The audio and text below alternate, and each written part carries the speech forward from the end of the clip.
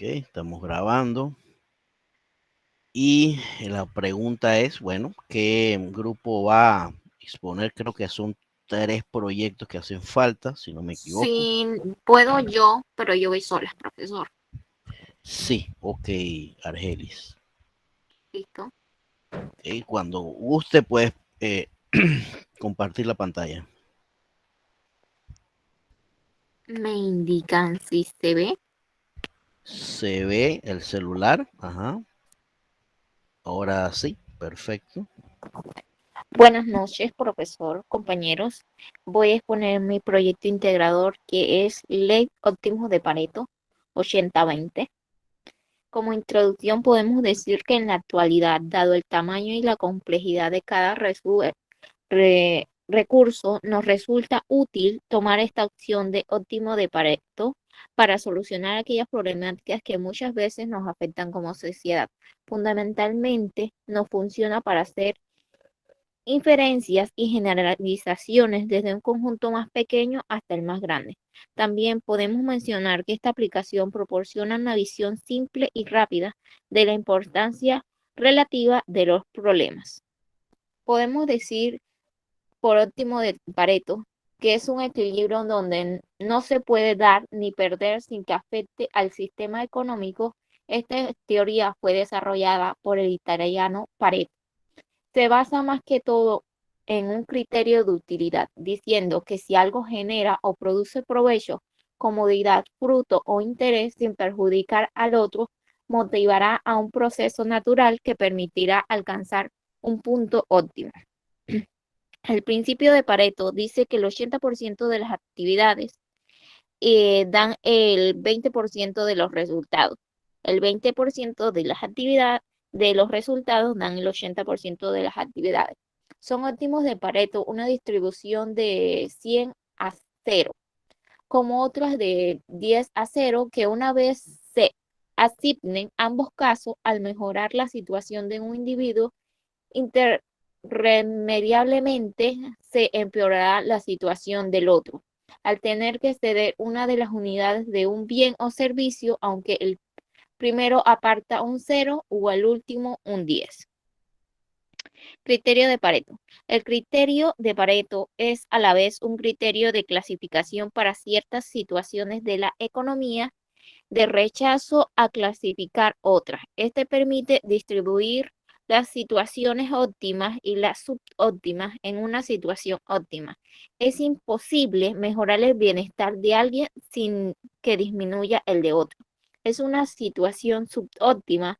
Por el contrario, estos cambios son posibles, pero se rechaza como ilegítima toda clasificación de situaciones en las que el bienestar de uno y otro evoluciona de manera divergente a partir de cualquier cambio de la economía. ¿Cómo surgió esta óptimo de Pareto?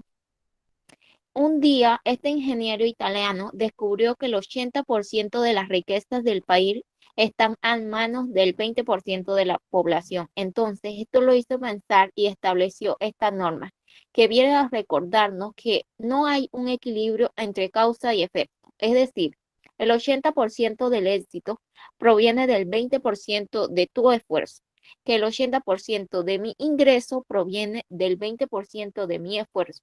Así también el 80% de lo que ingresa en general con 20% de los clientes, y que el 80% de las ventas que se genera por el 20% de los productos. ¿Cómo se basa el óptimo de Pareto? El óptimo de Pareto se basa en un criterio de unidad.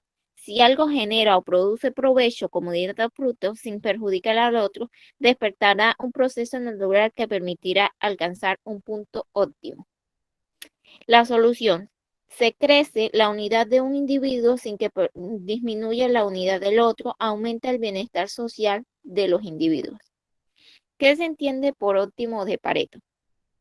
Se entiende por óptimo de Pareto a la eficiencia en la distribución de los bienes entre los consumidores, la eficiencia en la asignación de los factores entre las empresas y la eficiencia en la asignación de los factores entre los productos.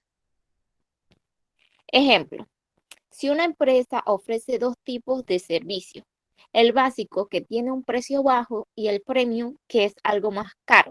Si la empresa tiene 100 clientes, según el principio de Pareto, 20 de estos clientes generan el 80% de los ingresos. Estos son los que han adquirido el servicio premium, por lo tanto pagan más dinero. Según Pareto, la empresa debe dedicar el 80% de su esfuerzo a cuidar y fidelizar estos clientes. Si esto se logra, podría mejorar la gestión, la productividad, el tiempo y gusto del cliente. Objetivo.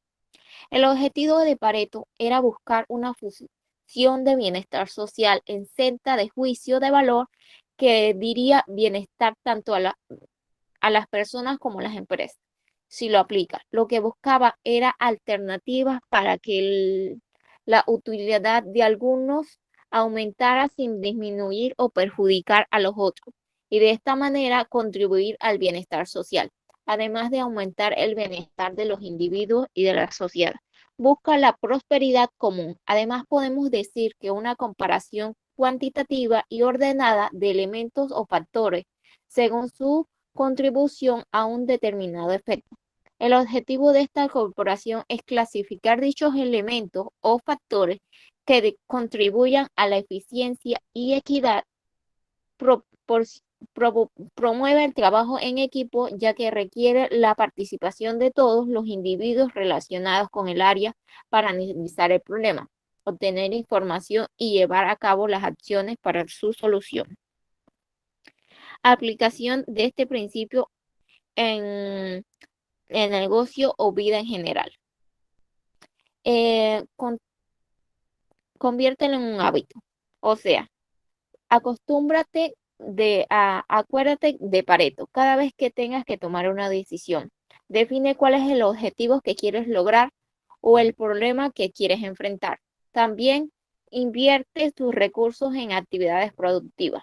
Gestiona tu tiempo de forma eficaz y verás que darás más satisfacciones. También podrás utilizar las horas productivas al máximo para generar más ingresos.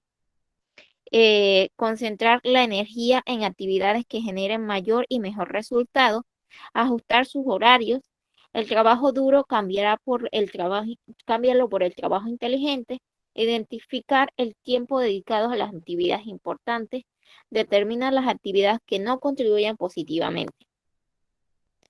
Aplicación de la ley de Pareto en el mundo empresarial.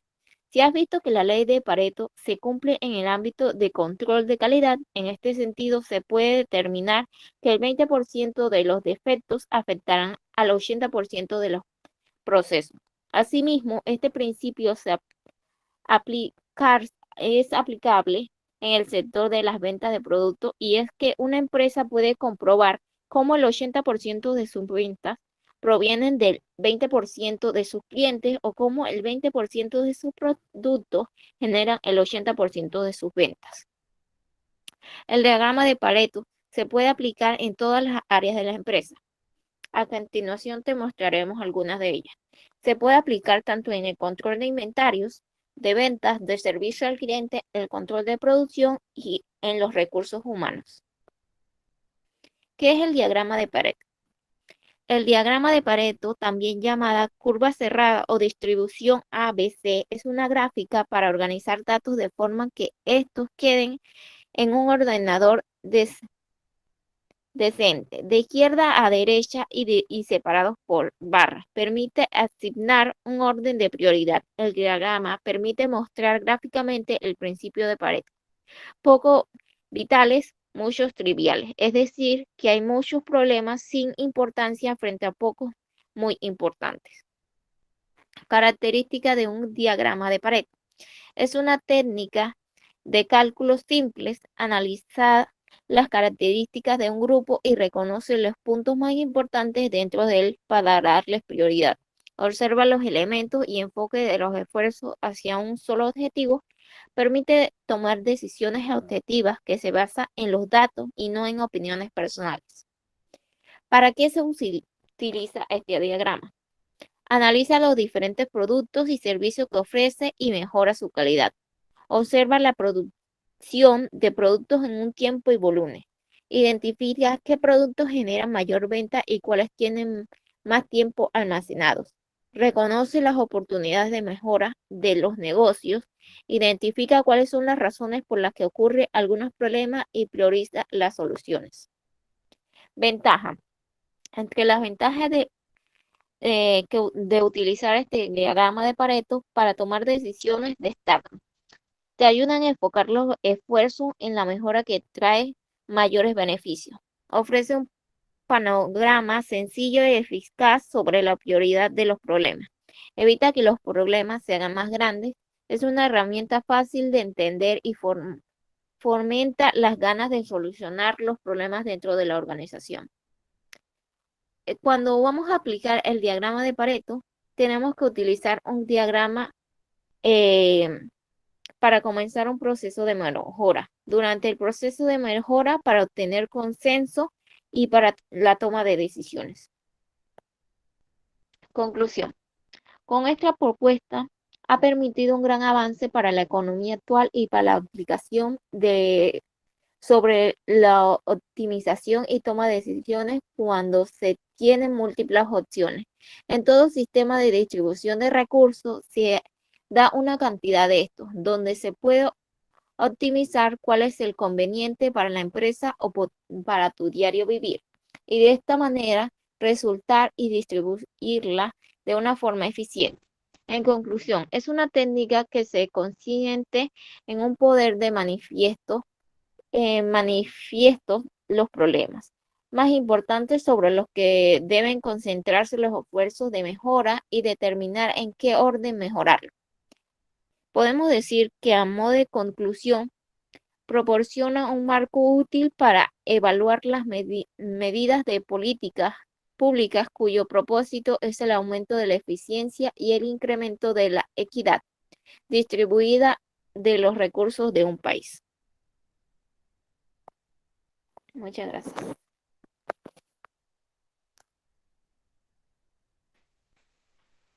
Ok, bien, Argelis, preguntita. ¿Y tú, después de haber estudiado, ¿verdad? Comprendido todo esto del óptimo de Pareto, ¿utilizarías esto en tu vida personal, esta metodología?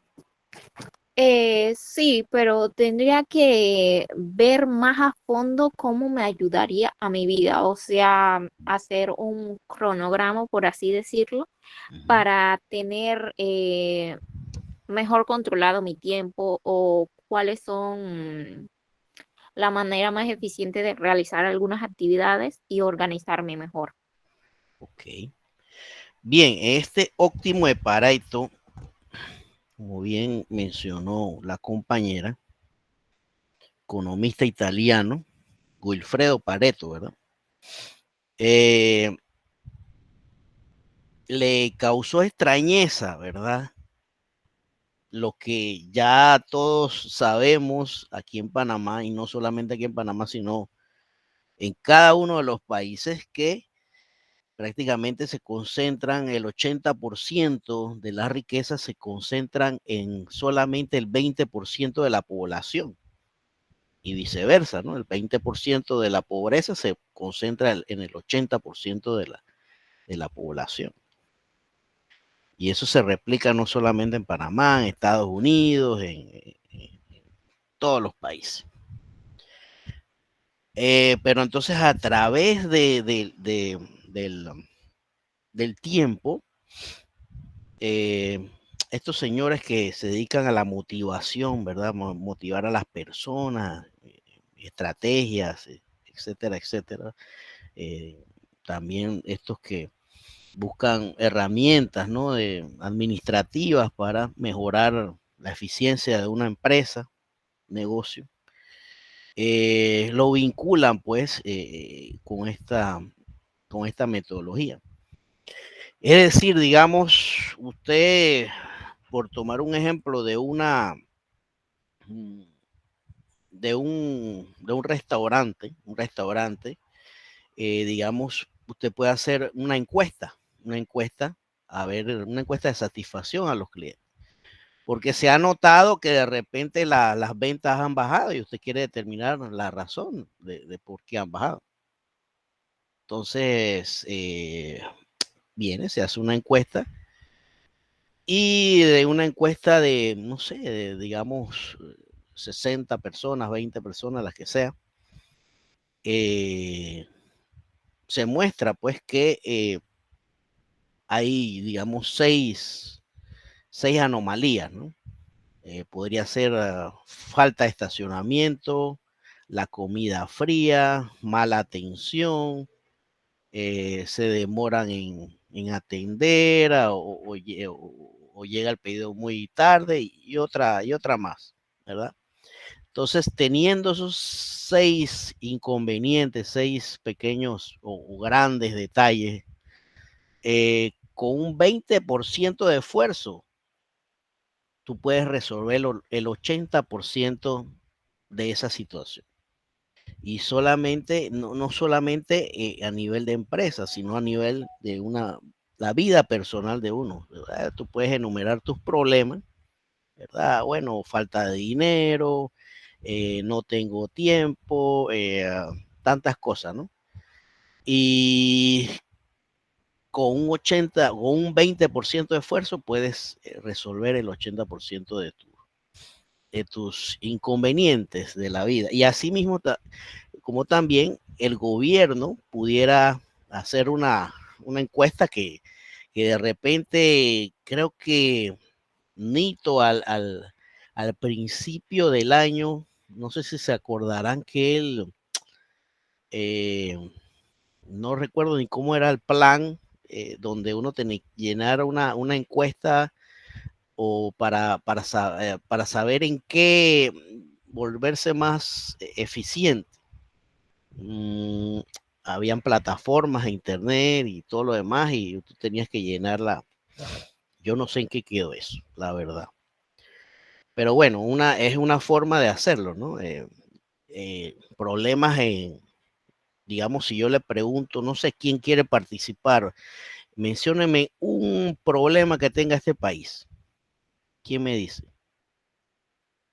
Los huecos. A ver, por Ok, las El vías. problema nada más. Ya me Uno nada dijeron, más, profe. eh, nada más para partir de ahí, me dijeron acá el problema de las vías. ¿Cuál más? ¿Quién más? Seguridad. Seguridad, van dos. Ajá, ¿cuál más? Seguro Las social. medicinas. Seguro social, las medicinas, el transporte, ¿verdad? Y aquí nos vamos, una lista inmensa. Entonces, digamos que resulta que hay 20 anomalías, ¿no? 20 críticas importantes que le tenemos al gobierno. Pero bueno, son 5 años. En 5 años, por más que prometan, no lo van a poder cumplir. Entonces tú agarras de esas 20 anomalías que se plantearon, agarra el 20%, concéntrate en ese 20% y arréglala. Últimamente, la seguridad. Ya robaron 3 bancos en menos de un mes, 2 joyerías. Por ejemplo, concéntrate en la seguridad. De esas 20, concéntrate en 4 o 5.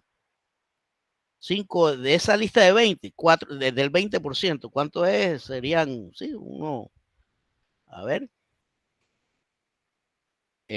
sí, unas 4. De esa lista de 20, concéntrate en 4. Ese es el 20%.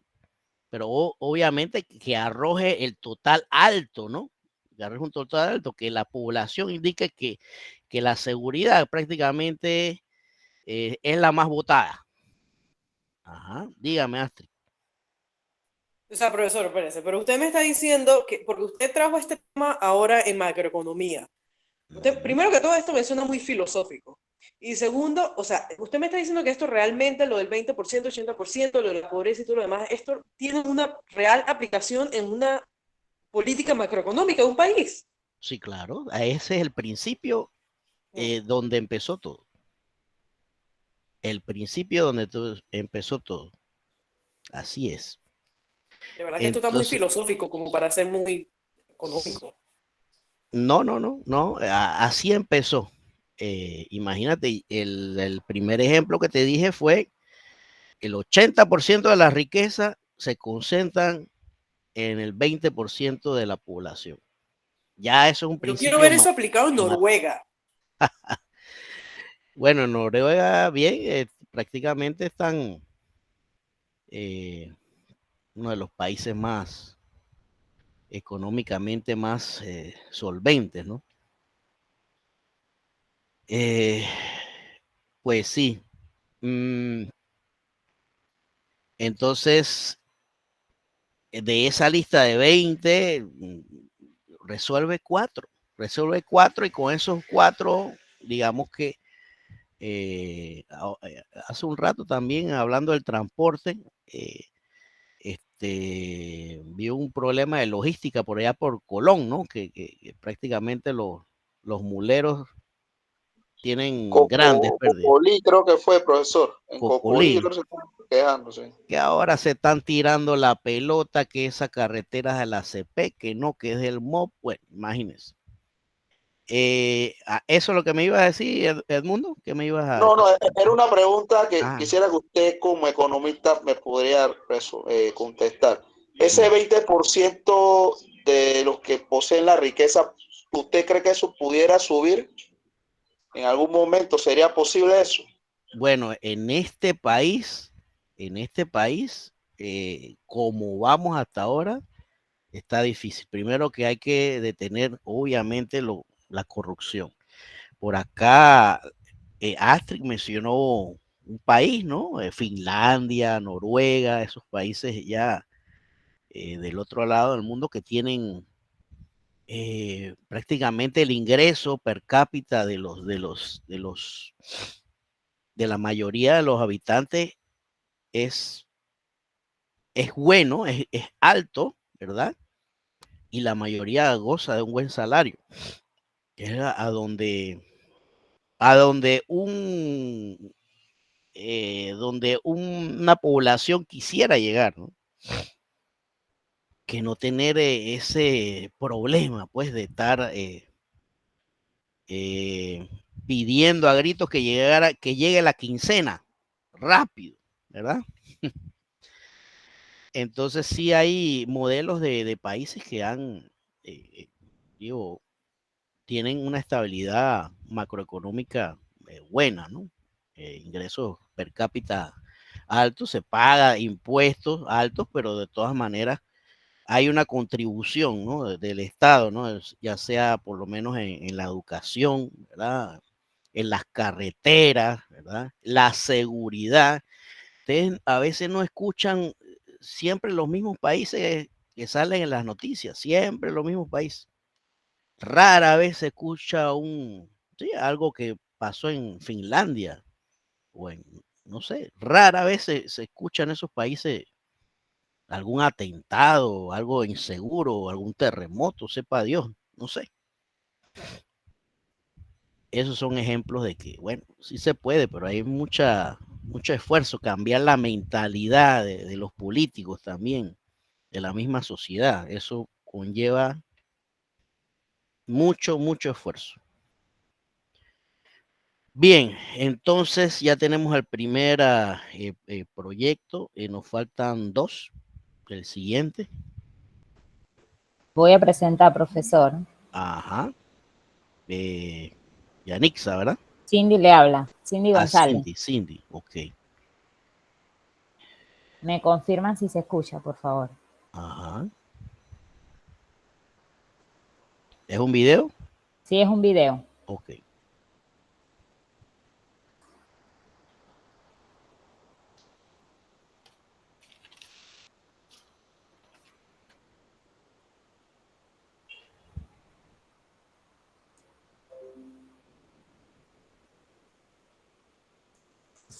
Buenas noches, estimado Sí profesor, se compañeros escucha. estudiantes. Le presentaremos nuestro proyecto, la ley DOCUN, presentado por mi persona, Susana Rivera, mi compañera Cindy González, compañera Ámbar Ramos y Alexandra Ochoa. Como introducción, la ley de Okun es la correspondencia o relación estadística entre el crecimiento del Producto Interno Bruto y la variación de la tasa de desempleo. Okun muestra que por cada punto porcentual del crecimiento del producto, la variación en el desempleo sería de menos 0,3 puntos. La ley de Okun es la que trata de medir los costes en el desempleo, que implican las situaciones de crisis económica.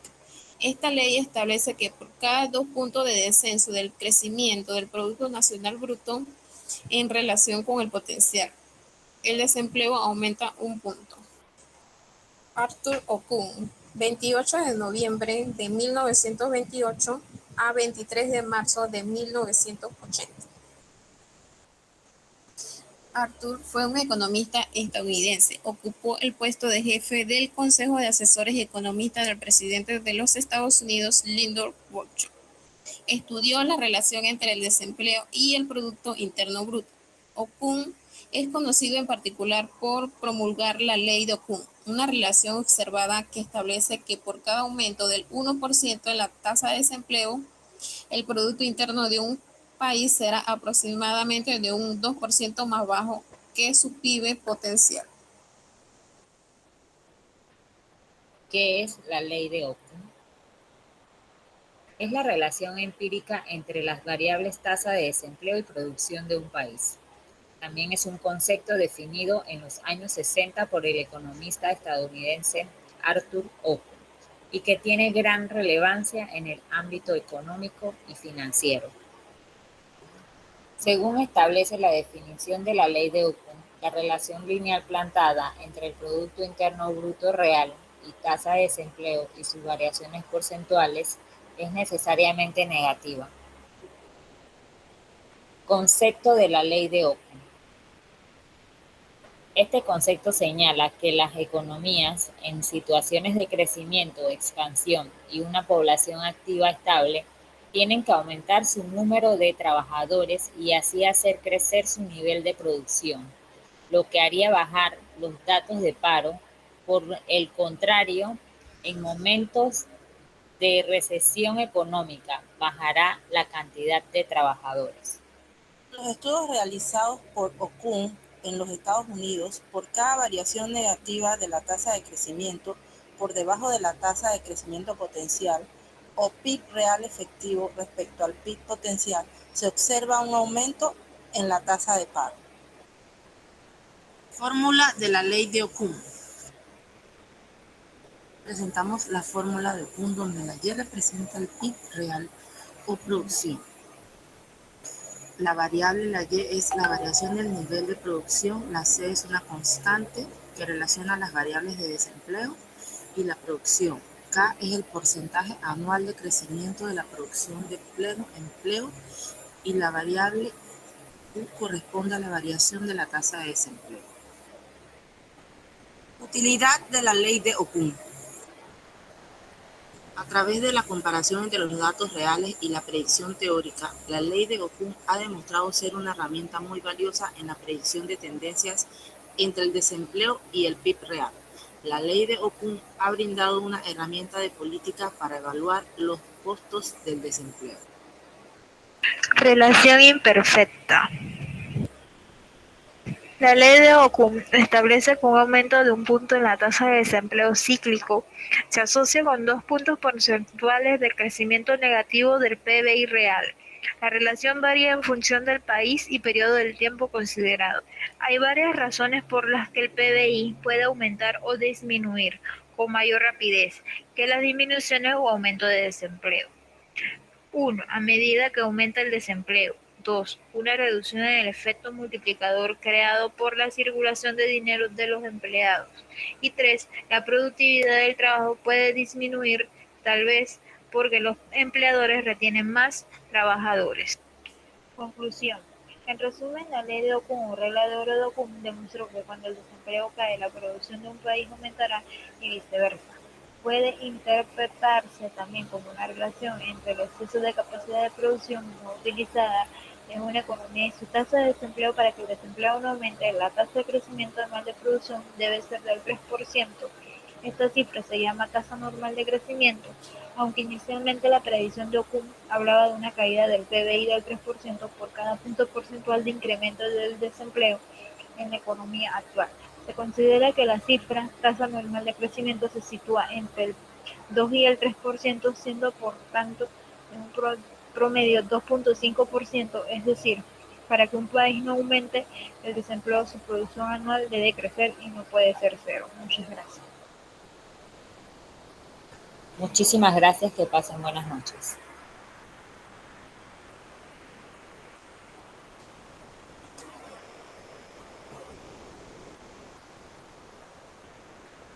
Bien. Ok, pregunta para el grupo.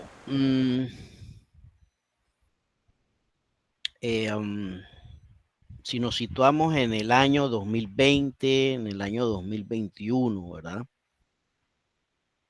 ¿Cómo perciben ustedes esta metodología, esta ley de Okun? ¿Se aplica? ¿Se aplicó? ¿Cómo la perciben en esos años, 2020 y 2021? ¿Tuvo acierto o no tuvo acierto? En esos años, 2020 y 2021. Recuerden que hay dos variables, ¿no? Dígame. Para mi concepto, profe, no se aplicó porque realmente, por decirlo, el Producto Interno Bruto bajó muchísimo a raíz del desempleo y la economía estaba bastante baja. Entonces pienso que no había ¿cómo se llama eso?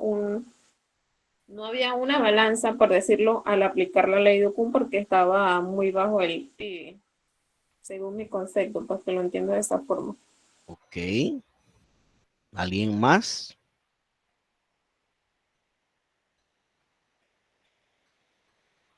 Bien, partiendo del hecho de que se mostró en una gráfica que expusieron, hay una relación inversa, ¿cierto?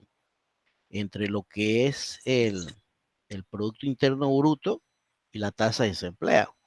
Es decir, que si en el 2020 disminuyó abruptamente, prácticamente un 18%, la tasa de desempleo aumentó 20-25%, porque no hay datos, son datos estimados, no publicados por el INEC, porque fue, bueno, hubieron muchas circunstancias donde prácticamente, aparentemente no se captaron los datos porque, bueno, por imposibilidad de movilizarse, por el encierro y todo esto. Así que hay parte de razón de lo que dice la ley de Okun. Lo que está en veremos es esa relación que dice de 2%. Si el Producto Interno Bruto desciende 2 puntos porcentuales, ustedes mencionaron, y es correcto, la ley dice que la tasa de desempleo aumenta en un punto porcentual. Ahí es donde de repente en ese año 2020, por ser un año atípico, bueno, no fue tan, qué sé yo, no fue tan bien estimado, ¿no? Pero lo que sí es cierto es que hay una relación inversa, ¿sí? En la mayoría de los casos, la ley de Okun sí aplica, ¿no? Y entonces en el 2021, pues se hubo el efecto rebote donde cerró el año en el PIB, aumentó en 15.3%, y la tasa de desempleo de un 20-25% que había estado en el 2020 disminuyó por ahí, no recuerdo si fue a un 10 o un 11%, más o menos por ahí. Porque obviamente ya estaban aperturándose las empresas, las actividades que estaban cerradas. Así que hay cierta, digamos que cierta veracidad en lo que dice la ley de Okun, pero habría que estimar ciertamente si aplica ese 2% y 1%, que debería ser un promedio, ¿no? No es algo exacto. Ok, entonces nos queda un grupo, ¿verdad? Sí, profe, mi grupo. Ok, adelante.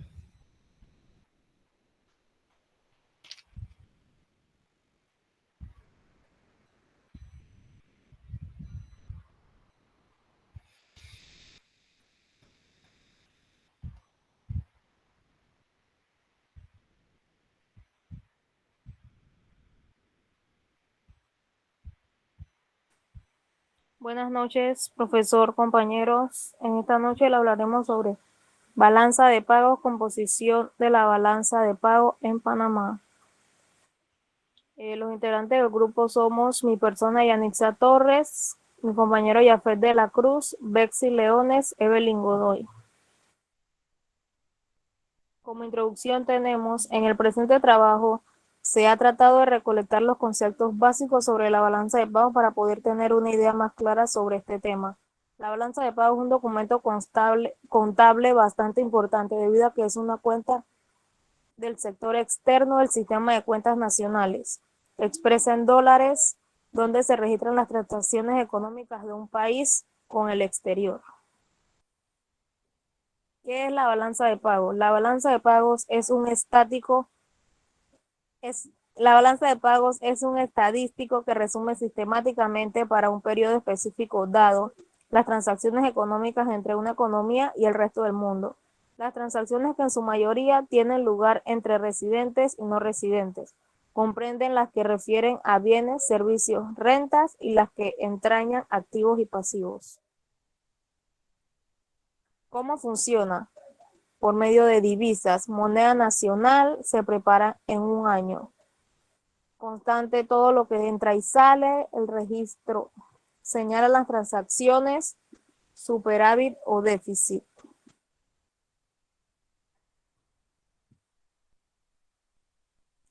Estructura de la balanza de pagos. Sí. La estructura de la balanza de pago comprende los siguientes conceptos. La balanza por cuenta corriente, por cuenta de capital, por cuenta financiera, errores y omisiones. Los datos de todos estos indicadores están referidos a todas las operaciones del país, tanto las que realice el sector público, como es el Estado, las comunidades autónomas, los ayuntamientos y los entes públicos, como las que realiza el sector privado, tanto las empresas como las personas particulares. La balanza de pago se confecciona por el sistema de partida doble, por lo que sus conceptos deben cuadrar. El indicador similar al de la balanza de pago es la posición de inversión internacional, que recoge las diferencias entre inversiones recibidas en un país y las que salen de él, y se realiza con fecha del 31 de diciembre de cada año. Compañera. Bueno, aquí algunas balanzas de pago, como las corrientes, ya le digo, hay unas subcuentas en las cuentas corrientes, que es la cuenta comercial, la balanza comercial, la de servicios, la de rentas, la de transferencias y de cuenta por capital. Compañera. La balanza de cuenta de capital es aquella parte de la balanza de pagos que recoge los movimientos del capital, tanto a corto y largo plazo, y la variación de las reservas de divisas de un país frente al resto. Estos elementos incluyen,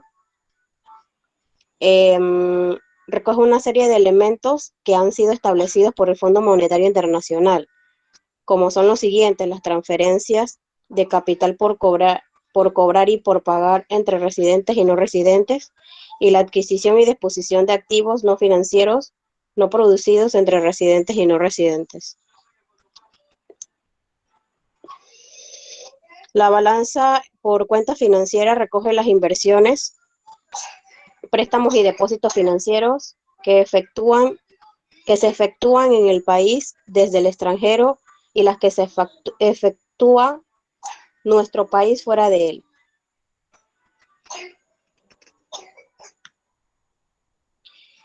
La composición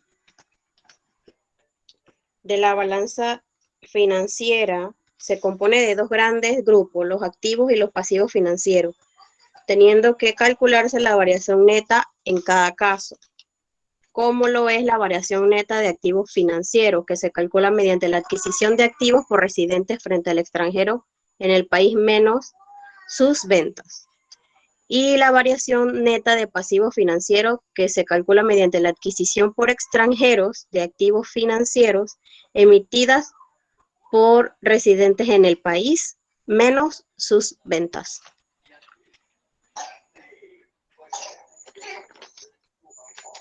Compañera. Buenas noches, profesor y compañeros. La balanza de errores y omisiones. Sabemos que esta se usa para calcular con total precisión el total de las exportaciones e importaciones de un país.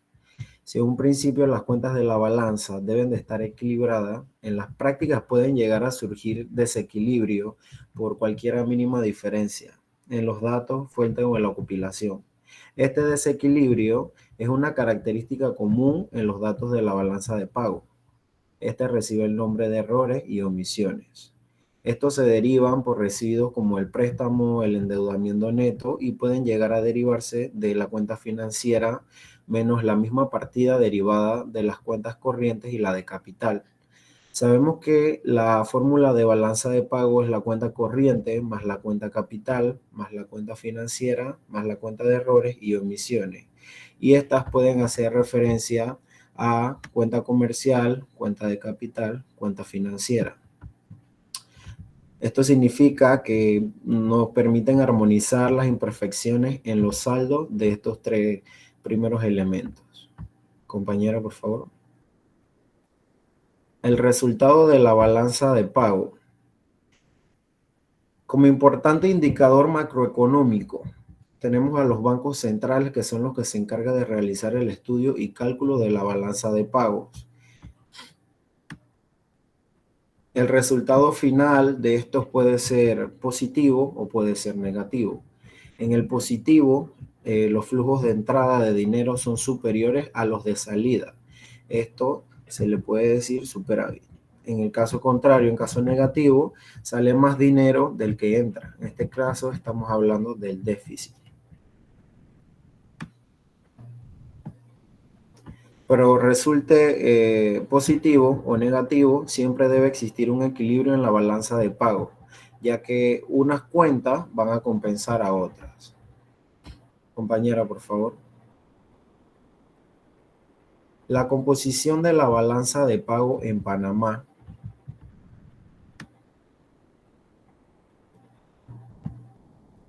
Esta se divide en dos grandes categorías. Tenemos la cuenta corriente, que es la que se va a encargar de reportar las operaciones del comercio exterior de bienes y servicios, las de renta y las transferencias unilaterales, y la cuenta de capital y financiera, que registra el cambio de propiedad de los activos y pasivos de nuestra economía frente al resto del mundo. Es importante mencionar que la balanza de pago presenta conjuntamente las transacciones de los sectores privados y públicos, con el fin de mostrar el sector externo de la economía de manera agregada. Mediante el Instituto Nacional de la Estadística y el Censo, que son los que se encargan de presentar las estadísticas de la balanza de pago en Panamá, estas nos ayudan a calcular el monto de las transacciones económicas y financieras realizadas por los residentes de nuestro país, con los organismos, las empresas y residentes en otros países, que se procesan aplicando conceptos y definiciones recomendados por el Fondo Monetario Internacional. Compañera, por favor. Bueno, en Panamá, la cuenta corriente de la balanza de pago es tradicionalmente deficitaria. El déficit aumenta en los años, elevadas tasas de crecimiento económico debido a que las importaciones de bienes tienden a crecer más rápido que las exportaciones, presionando el déficit en cuenta corriente a niveles más altos. Durante los años de crecimiento rápido, dicho efecto se intensifica por el aumento del envío de utilidades por parte de las empresas de comercio exterior que operan en la zona libre de Colón. Ya que estamos hablando de la zona libre de Colón, podemos notar que para el año 2021 el movimiento comercial en la zona libre de Colón llegó a alcanzar los 18.640.000. De este total, en importaciones se lograron 9.037 millones, mientras que en las reexportaciones se lograron 9.603 millones.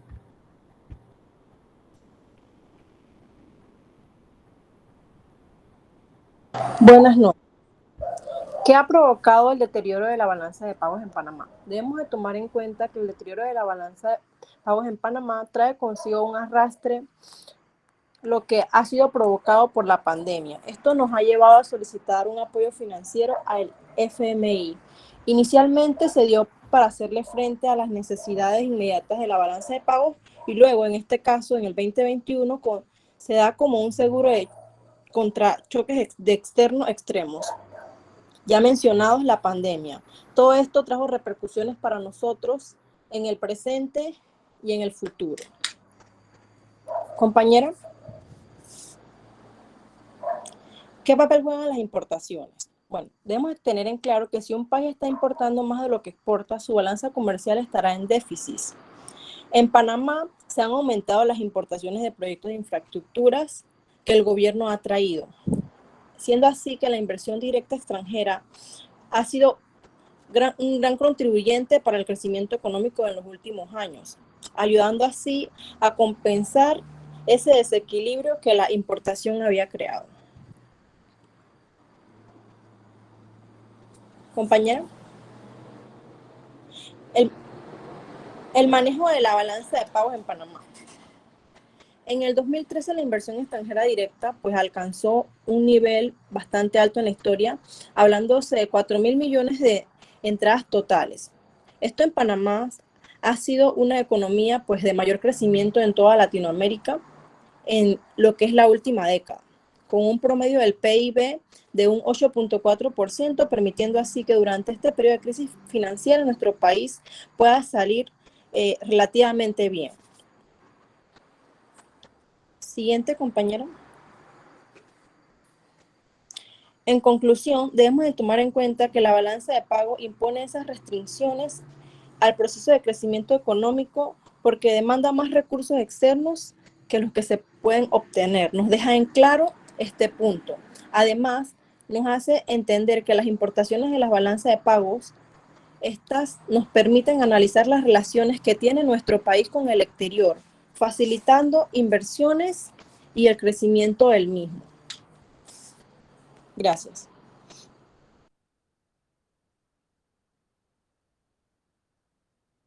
Muchas gracias por su atención.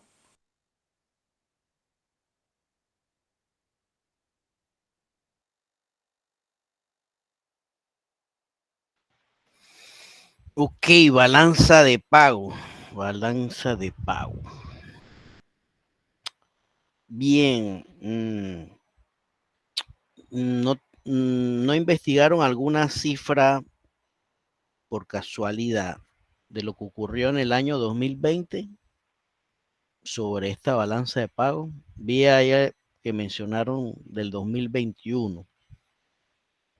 Sí, correcto. Bueno, como tenemos aquí en la diapositiva, compañera, no sé si la puede colocar la número 16. Ajá.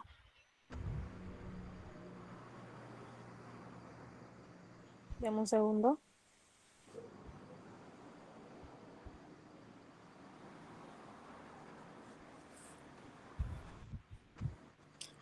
Sí. Bueno, como podemos ver aquí en lo que es la cuenta corriente, en el periodo del 2021 al 2022 se dio lo que fue un déficit. Podemos ver ahí un aumento del 90.3%. cuando nos vamos a la sección de los bienes, podemos ver que para el 2022 hay un monto negativo de un 125.3% con respecto pues al año 2021. Otro punto importante es los servicios. Como podemos ver, ese sí tuvo un aumento del 59.5%. Y en cuanto a las transferencias corrientes, del año 2021 al 2022 sí disminuyó, un monto negativo. Este monto es de un 35.9%. Entonces, como podemos ver, hay algunas variaciones. Por unos se aumenta y en los otros hay unas disminuciones, aunque leves, pero son bastante importantes para el país. Sí, ahí se ve que, bueno, en la balanza de servicios prácticamente hay superávit, ¿no? En esa balanza de servicios. Sin embargo, en el resto de las balanzas, la de corriente, la de bienes, la de renta, prácticamente hay déficit, excepto en el año 2020, ¿no? Que sorprendentemente, pues, hay un 250.9 positivo, ¿cierto? Sí, correcto. Entonces eso fue efecto obviamente de la pandemia, porque como bien mencionan ustedes, acá en Panamá la balanza de pago es deficitaria precisamente por muchas importaciones, ¿cierto? Pero al no haber tantas importaciones, porque no requeríamos de tanto consumo de afuera, ¿verdad? Así que preferimos consumir lo nacional. No preferimos, estábamos obligados a consumir lo nacional en ese, digamos, encierro que tuvimos. Entonces, la balanza comercial en ese punto de cuenta corriente fue favorecida, pues, que eso evidentemente o históricamente nunca ha sido así. Para que vean pues todo lo que aconteció, todo lo que trastocó esta pandemia, ¿no? Hasta los movimientos de esta gran cuenta, es una cuenta contable, ¿verdad? Donde hay tres grandes renglones, la cuenta corriente, la de servicio y la de errores e emisiones, ¿verdad? La de capital también. Ok, perfecto. Muchas gracias.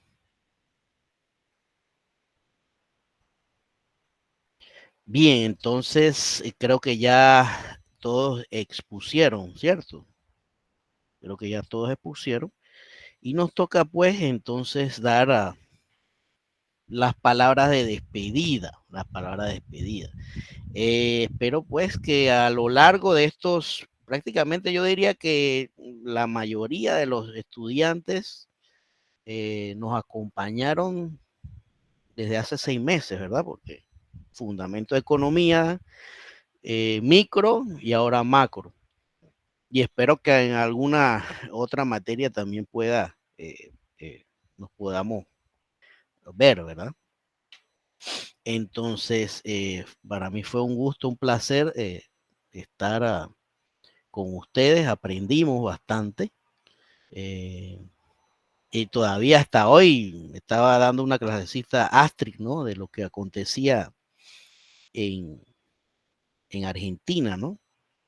Así que siempre es bueno estar pendiente a estas clases de acontecimientos, pues que uno no vive a diario, ¿no?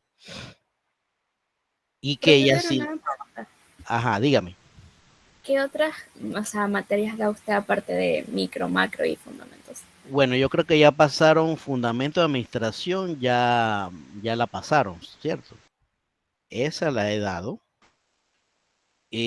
Acá, bueno, prácticamente yo doy estadística, pero en la universidad no he podido dar la clase de estadística. Y también me gustaría dar la clase de econometría, que no sé si ustedes la tengan en su pensum. Sí, eso está por ahí. Ajá. Que ya adelanté en el último módulo, ¿verdad? ¿Se acuerdan de esa introduccióncita? Por ahí viene algo parecido, pero esa clase no la he dado tampoco en la universidad, pero sí me atrevo a darla. Y yo estoy como que así como ese niño con un juguete nuevo, ¿no? Que cuando, o con un estudiante que quiere responder, yo. Esa, y si quisiera darla y yo sé que esa se da prácticamente ya a las finales, tengo entendido. Así que no recuerdo qué otra clase he dado por acá, no recuerdo, quizás otra, pero no recuerdo. A veces se me confunden los cables porque yo como doy clases en otras universidades, a veces y prácticamente a veces cambian los nombres, pero es prácticamente el mismo contenido, así que me confundo. ¿Qué más? No sé, quisiera que me dijeran qué se llevan en su mente. Digo, esta clase me gustó, aprendí esto, no sé, quisiera escuchar. No, un Eh, montón de aprendizaje como- sobre la macroeconomía. Yo pienso que la macroeconomía es más importante que la micro. Obviamente también la macro o sea, que cada uno lleve bien la micro es importante macroeconómicamente, pero me parece que la macro es una vaina, o sea, es poderosa. Si la macro está mal, todo está mal. Exactamente. Bueno, Lo que pasa, profesor, es dígame. que con la macro es como el complemento de un circuito. Pues entonces empezamos con los fundamentos y de micro y macro. La macro fue como el complemento de todo lo que eran los cursos de economía. Y me llevo mucho conocimiento y de hecho me he puesto un poco más analítico ahora a través de los cursos ya analizo más la situación y aplico, no trato de ver cómo se puede aplicar una cosa y otra cosa, ¿no? Claro, y mire que en estas exposiciones que han dado en estas dos últimas clases, solamente es una pequeña porción de tantas teorías que hay a nivel macroeconómico, más bien, porque es más macro que micro, ¿no?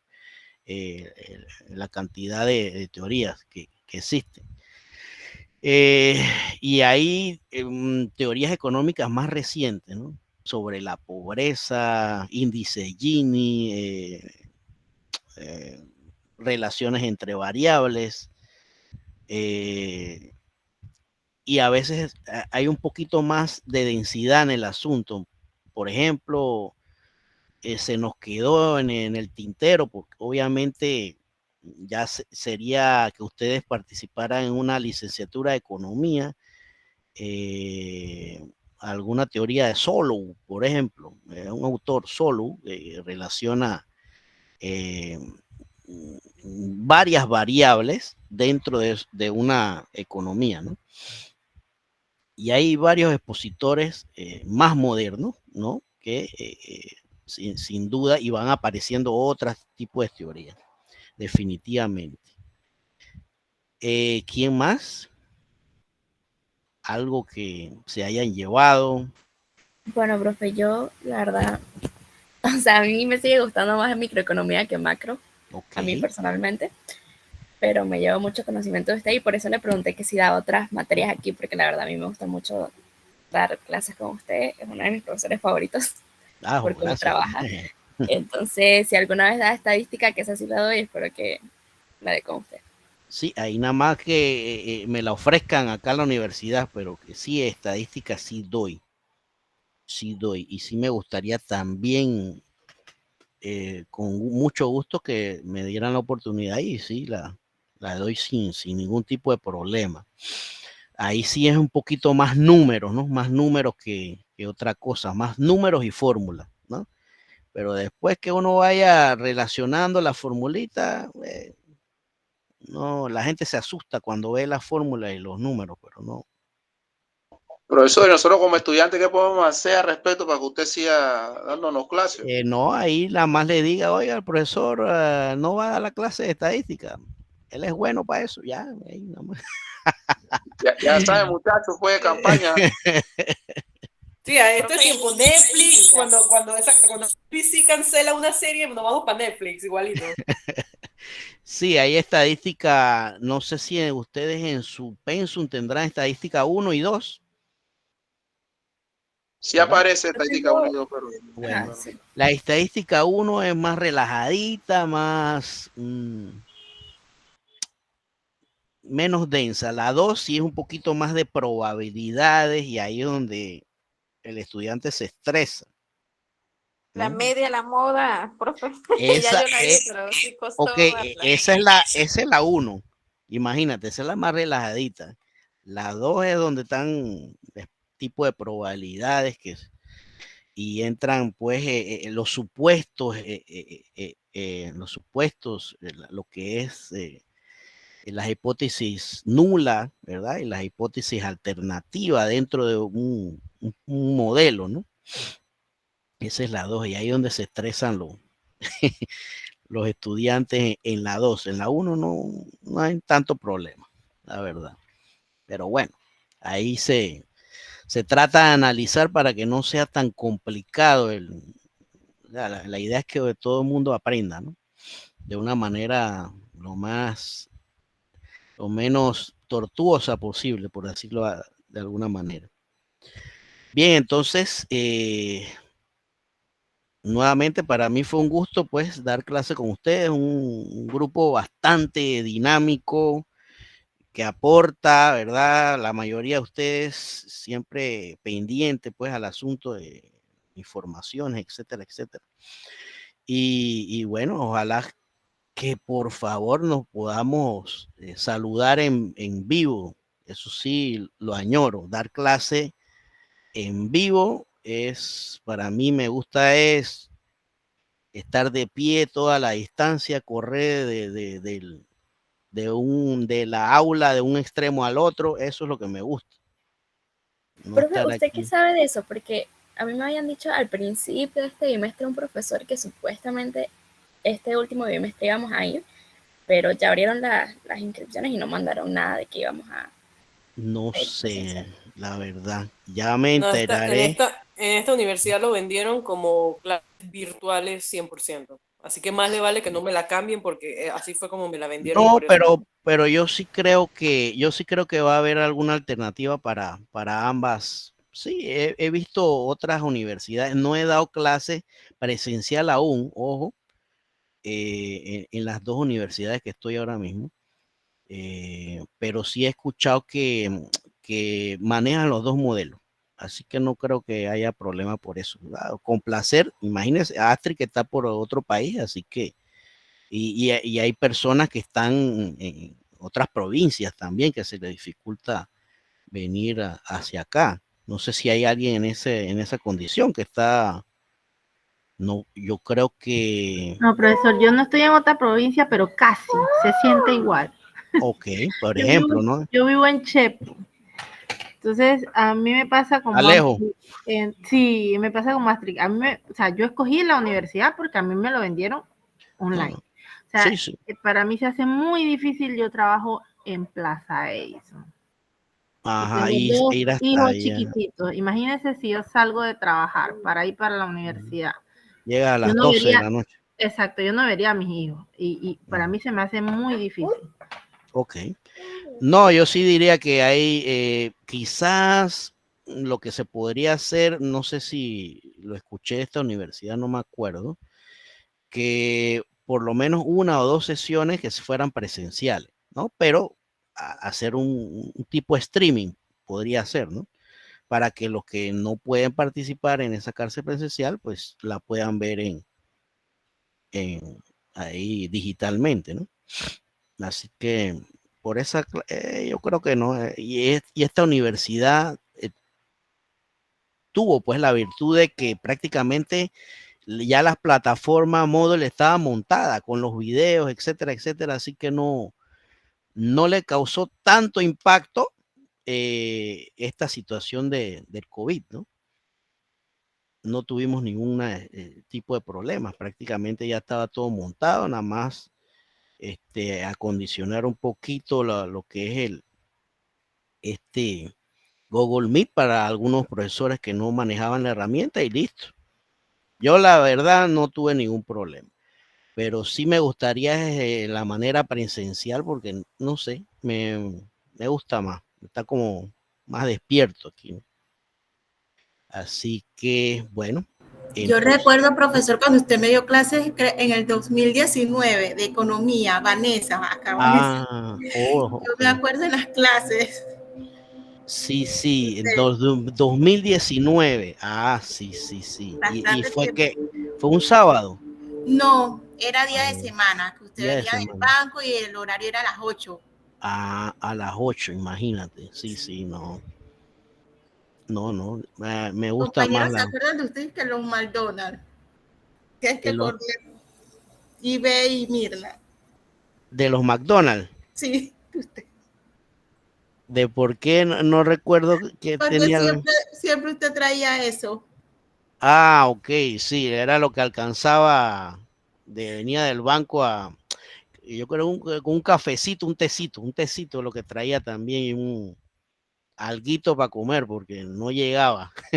A esa hora un poquito pesado, pero y aún así, imagínate, me gusta dar clases presenciales, porque aquí está cómodo y todo lo demás, pero no sé.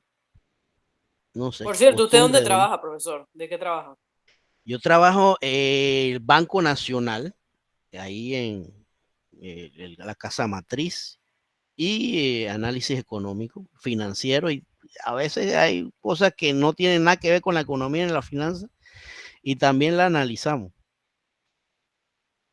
Prácticamente resolvemos algunas cositas de números y eso donde otro departamento no la puede hacer.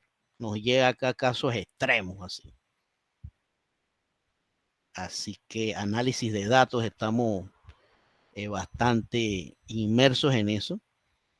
Y que como bien había apuntado, es algo de la actualidad y la gente apenas se está empapando sobre eso, ¿no?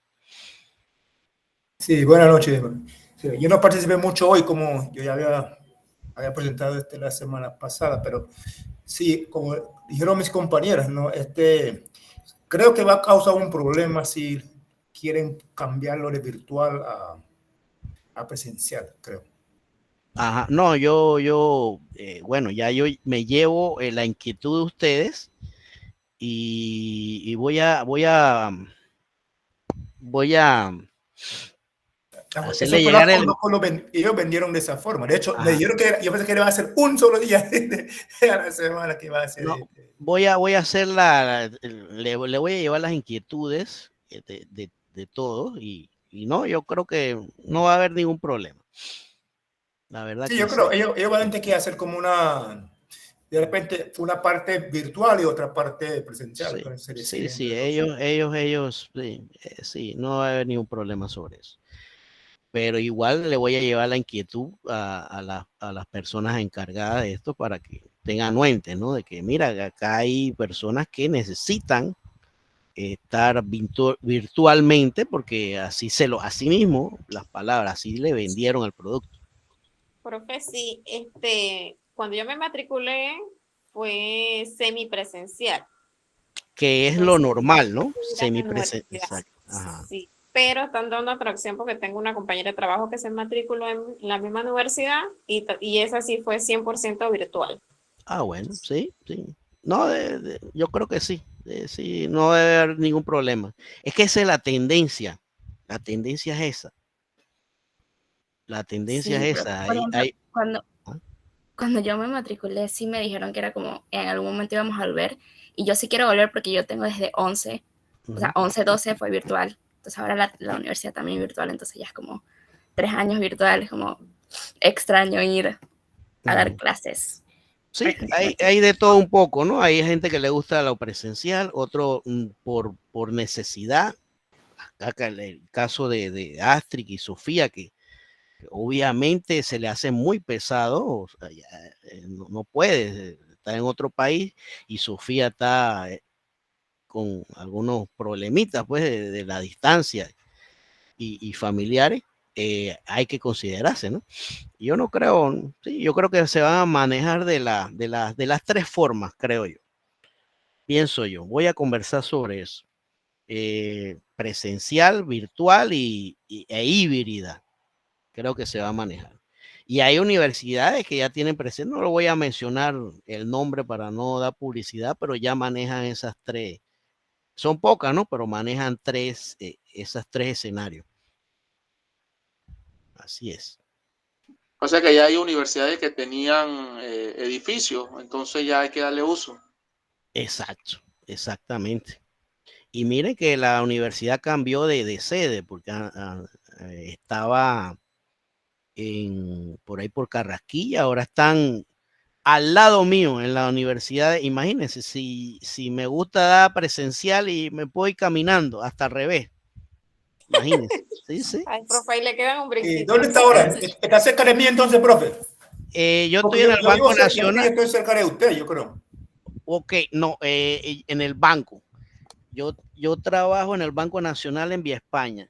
No, pero está hablando, la universidad se mudó hasta... Ajá, y la universidad está al lado de, ¿cómo es que se llama esa torre? Plaza Reyes, sí, profe. Plaza Reyes. Plaza Reyes queda, está el banco, está seguido un centro comercial y al lado está la Plaza Reyes. O sea, yo voy al baño y veo la Plaza Reyes del piso 10 donde estoy ubicado yo. Así que imagínense, eso está, no tiene ni 500 metros. Ni 500 metros estoy ahí cerquita. Así que por ese lado me conviene, ¿no? Así es. Pero bueno, vamos a ver cómo empieza este año. Bueno, ya hay un último bimestre, ¿cierto? ¿No? Del sexto. Sí, correcto, el último. Ok, perfecto. Bueno, nuevamente pues agradecerle y que ojalá pues nos podamos ver de alguna manera presencial con Astrid, bueno, que me invite allá a Argentina y voy por allá. Invitados todos, vengan con dólares. Definitivamente. Entonces, nos vemos si Dios quiere, pues. Saludos. Hasta luego, Gracias, profesor. profesor. Gracias, profesor. Hasta luego. Recuérdense enviar las tareas, por favor. Buenas noches, Por favor. buenas noches. ¿Hasta cuándo, profe? Hasta hoy. Hasta hoy, si ya hoy terminamos la clase.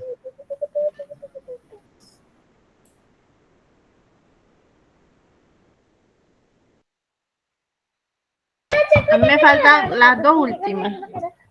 Pero yo nada más he visto una, o cuándo fue que enviaste alguna. La del correo, pero esa fue el mismo día. ¿Se acuerda que esa Sí, fue esa ya la porque califiqué. estaba cerrada? Sí, ya vi que me la calificó una vez, pero las otras que estaban abiertas ya he mandado y nada más me quedan faltando las dos últimas que es Pero una- ¿cuándo la mandaste? ¿No te la ha calificado todavía? No me las ha calificado. Que la mandaste en esta semana entonces. Sí, esta semana. Ah, ok. Me falta el taller de consumo y ahorro y el taller de módulos de macroeconómicos y económicos. Usted disculpe la compañía, ¿no? Te la oye al final.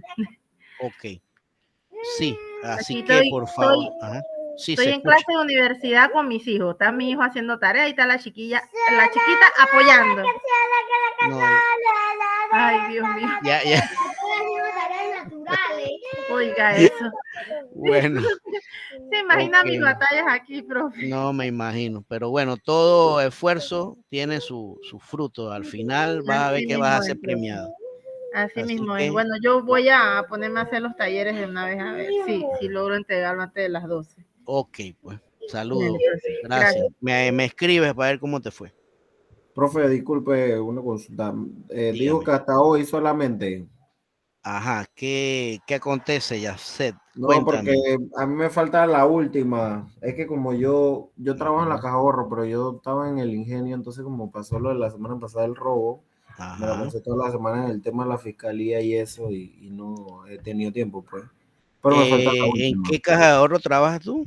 Yo estaba en la del ingenio, pero ahora me cambiaron. Ahora estoy en mi casa matriz Vía España. Ah, pero tuviste que asistir igual para Sí, pues como estábamos indagatorias ahí. y todo eso. Exacto, por el tema de la fiscalía y todo Sabes eso. que yo 2 semanas antes del robo estuve ahí sacando una platita. 2 semanas antes, fue un sábado. Wow. Sí. Y ya no sabes cómo anda eso, ya hay algún indicio de quiénes fueron. Bueno, No sé. supuestamente hoy vi que aprendieron 2 personas, pero no sé. Sí, bueno, hay que tener cuidado, pues. Entonces, ¿cuándo crees tú que me puedas entregar esa tarea? Si me da chance mañana, ya mañana se la entrego. Ok, ahí te va a aparecer que la clase, digo, la tarea la vas a entregar retrasada, pero Ajá. se puede subir igual. Ok, Cualquier listo. cosa me escribe. Dele, se lo agradezco. Hasta luego. Bueno.